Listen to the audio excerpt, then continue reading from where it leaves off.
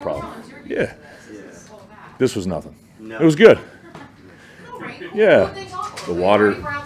Yeah, water did good for the yard. Like, didn't have to turn the sprinklers on. That's yes, and Right. mine was too. We like that. We like saving money. That's right. Okay. Not sure in terms of if you're able to give the injury update, but defensive front, knowing Mason and Jordan have had, Jordan in particular has had nicks and bruises. How do you plan on incorporating them into their first preseason game potentially on Saturday? As much as we can. As much as we can. Like, that's what we're talking about this morning. The play time and all this. Look for those guys to play. Like, that's where our plan is, and play all the way through the preseason. So we'll take that mindset until something happens or until we can. How important are these reps during preseason games for the young players? Huge. Just playing, from college to the National Football League. I mean, there's a big jump. Blocking schemes, things like that. Really at all positions. Speed of the game. That's probably the biggest adjustment is the speed of the game. And in practice, you're going, but when it really gets to be game time to put the pads on, we treat everything every day like it's a game day. So we try to curve that first experience for them to be like, okay, it's really not that fast. But then when you get out there for the first time, for the first time with the player being a rookie or even a second-year player that hasn't played very much, there's a little bit of, and then, hey, fellas, it's still football, and it's 11 on 11, and we're playing the same blocks and things like that. So it kind of slows down for them, but it's important. Do you have a hand at all in the unofficial depth chart? No comment. We talk with Coach, but he's obviously got the final say. But he does an awesome job of, hey, ask the staff, what do you think on the players and everything. But he's the one that's signing off on everything. Do you, when you go into camp and don't have a depth chart and then one comes out, does that create problems for you at all? The depth chart is etched in sand. So it can change. It really, it could be game to game, playing time. I mean, we take this thing. We've talked about this. It's a one day at a time. Every single day counts. Every rep counts. Doesn't matter who that rep is against. We're evaluating that player for what he's done on that particular rep on tape. That matters, in every aspect of the program. So yeah, if the first one comes out, yeah, it's the first one. You have to put the name somewhere. Right? Yeah, that's something you have to do. Probably look for a different depth chart the next time, because this game will be, move some guys around. Ryan, how much of an advantage do you guys think you have? I know you've been around the league, but take a month from now against Miami in week 1 to be a little quiet about where you want to put guys because they've never seen you with this personnel. I mean, is that an advantage going into the season? Don't really look at it in terms of that. What we're doing is we're trying to get our best 11, and then whoever makes the here's really how we look at it. You make the roster, you're a starter. When you have a helmet and shoulder pads and pads on for the game, you're going to go in, and you have to view yourself as a starter. That's how we look at our guys, and so that's the process that we're going through: camp, preseason games, our best roster, our best defensive roster. And those guys are all going to get in there and play. They're all going to have an opportunity. And so we have to view everybody as a starter when, ultimately the 53 come out. That's how we're looking at it.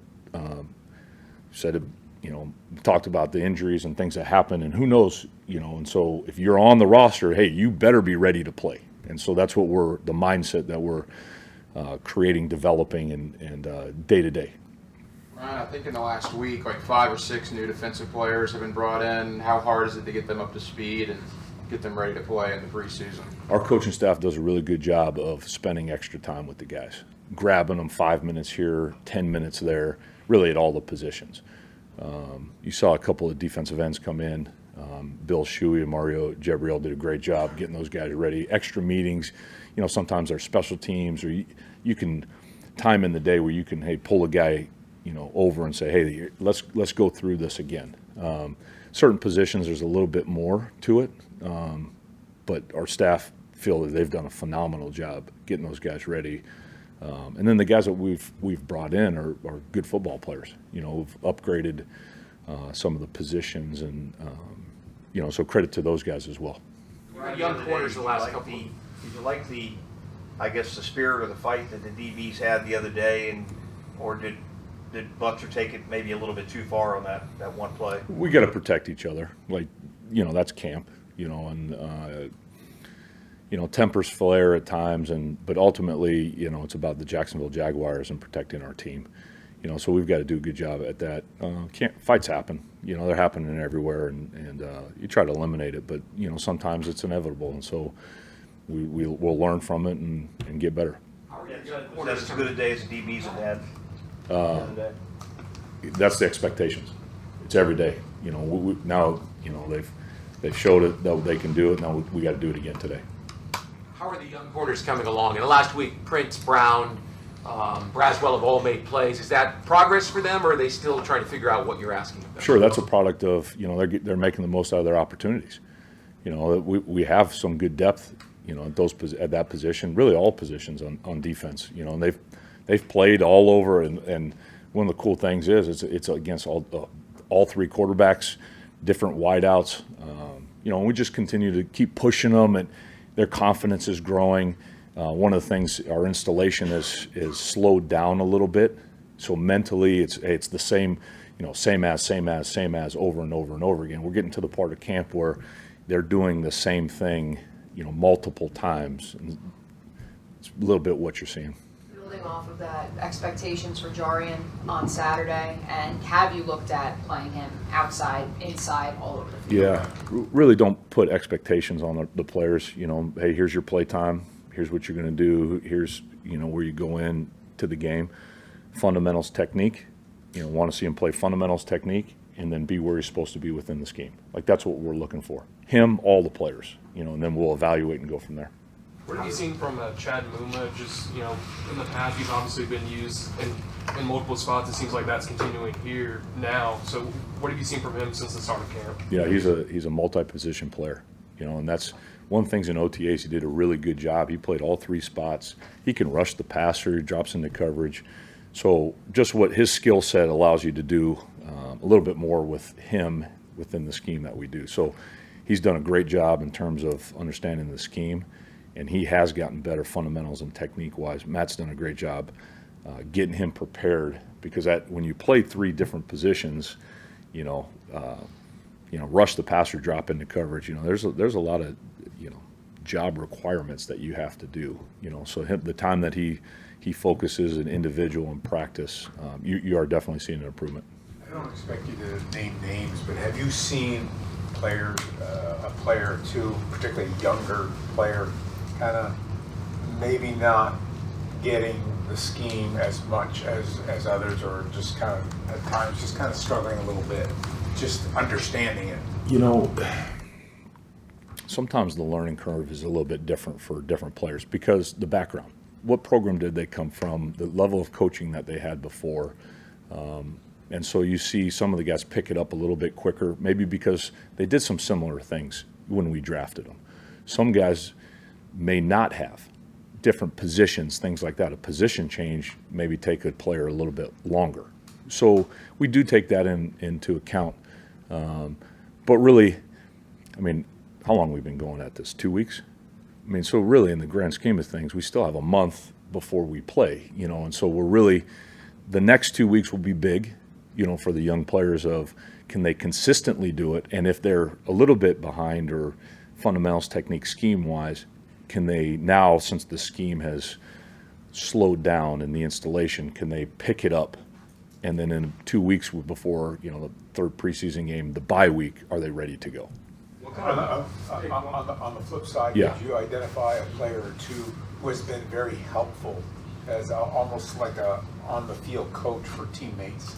You see Foye, smart player, been around, make a lot of plays. Like that's, you're seeing Cisco.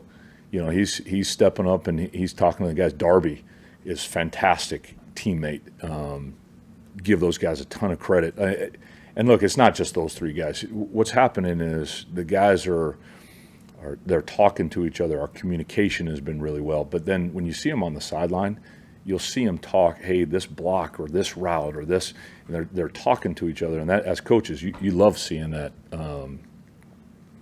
Their communication is so important, because what happens on Sunday, when they get to the sideline on Sunday, it's very similar. Do you see that route communication-wise? But those three guys in particular have definitely seen them mentor some of the younger players and done a really good job. Ryan, in your experience, do you see what you see out here on the practice field? Does it usually translate in here, or are the lights 100%. 100%. Practice like you play. And so we treat every single day like it's a game day. One of the things is same gear, same uniform, everything be exactly the same, treat it all the same, leave it all on the line in practice. And yes, it's practice, but if you treat it the same, then Sunday you don't have, there's not a different routine or something. It's not different. We treat it exactly the same. And if the same routes, a slant route is a slant route on the practice field as it is in the stadium. A reach block is a reach block on the practice field as it is in the stadium. And so we try to treat everything exactly the same to prepare the player for Sunday that, hey, it's not different.